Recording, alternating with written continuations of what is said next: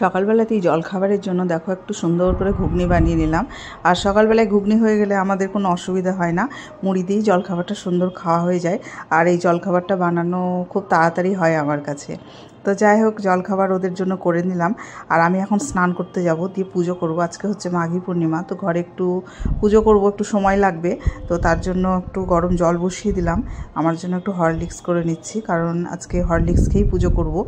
কারণ একটু পুজো করব, পুজোর ঘরে একটু সময় লাগবে, তার জন্য একটু হরলিক্স খেয়ে নেব।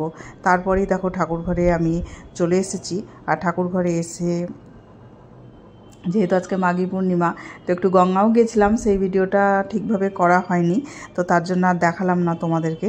তো সেখান থেকে একটু জল নিয়ে এলাম, তারপরে পুজো টুজো করে একদম রান্নাঘরে চলে এলাম। আর আজকে রান্না করব তোমার গোবিন্দভোগ চালের খিচুড়ি।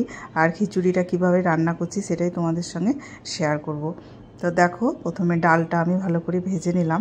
ডালটা ভিজিয়ে একটু জলে ভিজিয়ে রাখবো, কারণ জলে ভিজিয়ে না রাখলে না অনেক পাউডার থাকে ডালের মধ্যে, সেটা ধোয়া যায় না। তো চালটা ভালো করে ধুয়ে নিলাম। তারপরে এবার দেখো কড়াইয়ে তেল দিলাম, আর আস্তে আস্তে ফোড়নগুলো দিয়ে দিলাম। শুকনো লঙ্কা, তারপরে তোমার দারচিনি, ছোটো এলাচ, তেজপাতা আর জিরে দিয়ে এবার আমি আলুটা ভালো করে ভেজে নিচ্ছি। শুধু আলু দিয়েই করব, আর অল্প করে গাজর দেবো, আর কোনো সবজি আজকে দেবো না। আলুটা ভাজার জন্য একটু লবণ আর হলুদ দিয়ে দিলাম। লবণ দিলাম আলুটা একটু নরম হবে বলে, আর হলুদ দিলাম কালারটা হবে। তো হালকা করে আলুটা ভেজে তুলে নিলাম। তারপরে এবার টমেটো দিয়ে দিলাম। একটা টমেটো কুচি করে রেখেছিলাম, মশলাটা কষিয়ে নেবো। আমি যে খিচুড়িতে মশলাটা দেব, সেই মশলাটা দেখো রেডি করে রেখেছি। কাঁচা লঙ্কা, আদা বেটে রেখেছিলাম, সেটা টমেটোর মধ্যে দিয়ে দিলাম। দিয়ে এবার ভালো করে একটু নাড়াচাড়া করছি, যাতে আদার গন্ধটা না থাকে। এই মশলাটা দিলে খিচুড়িটা বেশ ভালো লাগে। এবার দিয়ে দিলাম কাশ্মীরি লঙ্কার গুঁড়ো। কাশ্মীরি লঙ্কার গুঁড়ো দিলে কালারটা আসবে, তার জন্য কাশ্মীরি লঙ্কার গুঁড়োটা দিয়ে দিলাম। তারপরে ধনে গুঁড়ো, জিরে গুঁড়ো অল্প করে দিয়ে দিলাম। দিয়ে এবার চালটা ধুয়ে রেখেছিলাম, চালটা ভালো করে মশলার সঙ্গে ভেজে নেব। তো এরকম করে খিচুড়িটা করলে একদম যে ভোগের খিচুড়িটা হয়, যে একটা সেন্ট আসে, সেই রকম হয় রান্নাটা, আর খেতে খুব ভালো লাগে। তো আজকে মাঘী পূর্ণিমা, তো নিরামিষ রান্না করব বললাম, তার জন্যই খিচুড়িটা করছি আর কি। এবার দেখো মুগ ডালটা ভেজে ধুয়ে রেখেছিলাম। এবার চালটা একটু ভেজে নেওয়ার পরে মুগ ডালটা পরে দিলাম, যেহেতু আমার মুগ ডালটা একবার ভাজা আছে, আর চালটা তো ভাজা ছিল না, চালটা ধোয়ার পরে ভাজলাম। এবার চাল ডাল ভালো করে মিশিয়ে মশলার সঙ্গে একটু কষিয়ে নিতে হবে। কিছুক্ষণ কষানোর পরে আমি দেখো আলু ভেজে রেখেছিলাম, আলুটা দিয়ে দিলাম। আর গাজরটা একদমই ভাজিনি, গাজরটা কাঁচাই দিয়ে দিলাম। আর এই দিকে হাঁড়িতে জল বসিয়ে দিয়েছি, জলটা আমার ফুটছে। আর ওদিকে তো তোমার মশলাটা দিয়ে চালটা ডালটা ভেজে নিয়ে এবার এই ফুটন্ত জলে আমি সব দিয়ে দিলাম। দেখছো কি সুন্দর কালার হয়েছে, এইবার ফুটলেই হয়ে যাবে আর কি। তো দেখো এবার একটা ঢাকা দিয়ে দেবো।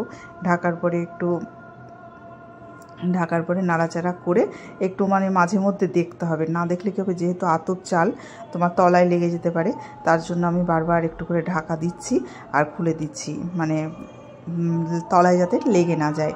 দেখতেই পাচ্ছ বারবার আমি ঢাকাটা খুলছি। তো একটু মনে হচ্ছে জল লাগবে, তো আমার গরম জল করাই ছিল, তো একটু জল দিয়ে দিলাম। আতপ চালের খিচুড়ি খেতে খুব ভালো লাগে, কিন্তু রান্না করার সময় রান্নাঘর থেকে যেতে পারি না, লেগে যাবে বলে। ওই তো সবসময় নাড়তেই থাকতে হয়, যাতে কড়াইয়ে হাঁড়ির ভেতরে লেগে না যায়। লেগে গেলে কিন্তু একটু কটকটে হয়ে যায়, সেটা ভালো লাগে না খেতে। এবার দেখো আমার খিচুড়ি প্রায় হয়েই এসছে। তো এবার আমি চিনিটা দিয়ে দিলাম। তোমরা তোমাদের পছন্দ মতো চিনি দিবে, কেউ যদি না খাও না দিতে পারো চিনি। আমরা একটু মিষ্টি মিষ্টি খাই, ওই জন্য একটু চিনি দিলাম। এবার দিচ্ছি গরম মশলার গুঁড়ো। এগুলো দিলে খিচুড়ির সেন্টটা খুব সুন্দর আসে, নিরামিষ খিচুড়ি আর কি। তো এবার সব দিয়ে দিয়েছি। এবার আমি দিচ্ছি ঘিও তাই যার যেমন পছন্দ। তো আমরা তো ঘি দিয়ে খেতে ভালোই বাসি, তো একটু 2 চামচ একটু দিয়ে দিলাম। ভালো ঘি, বেশ সেন্ট হয় ঘিটা দিলে আর কি। এবার সবই দেওয়া হয়ে গেল। এবার একটু নাড়াচাড়া করে নামিয়ে নিতে হবে। তো জলের পরিমাণটাই একটু বোঝার ব্যাপার থাকে এই খিচুড়িটাতে, খুব শক্ত শক্ত হলেও ভালো লাগে না, আবার খুব পাতলা হলেও ভালো লাগে না। তো দেখো আমার কিন্তু একদম মিডিয়াম হয়েছে খিচুড়িটা, খুব পাতলাও হয়নি, আবার গায়ে গায়ে লেগেও নাই। তো আমার খিচুড়ি হয়ে গেল। এই যে দেখো বেড়ে দিয়েছি খিচুড়িটা, তো মেয়েকে বেড়ে দিলাম। আর ওদিকে সজনে ডাঁটা ভাজা করেছিলাম, একদম পাতলা পাতলা ডাঁটাগুলো, বেশ ভালো লাগছে। আর খিচুড়ি হবে, বেগুনি হবে না তা তো হয় না। তো কয়েকটা বেগুনিও করে নিচ্ছি গরম গরম খিচুড়ির সঙ্গে, বেশ ভালো লাগে। আর আমাদের বাড়ির তো তাই মানে ভাজা ভুজি খাওয়ার একদম মানে কি বলবো, সবাই ভালোবাসে ভাজা ভুজি খেতে, সবাই। তারপরে দেখো সন্ধ্যাবেলা একটু মলে চলে গেছিলাম, টুকিটাকি দু একটা জিনিস কেনার ছিল তো তার জন্য। তো দেখতেই পাচ্ছ মলে এসেছি, আর এগুলো দেখে বেশ ভালো লাগছে জিনিসগুলো, তাই একটু নাড়াচাড়া করে দেখলাম। তো ভিডিওটা কেমন লাগলো অবশ্যই জানাবে। আজকের মতো টাটা, দেখা হবে নতুন একটা ভিডিওতে।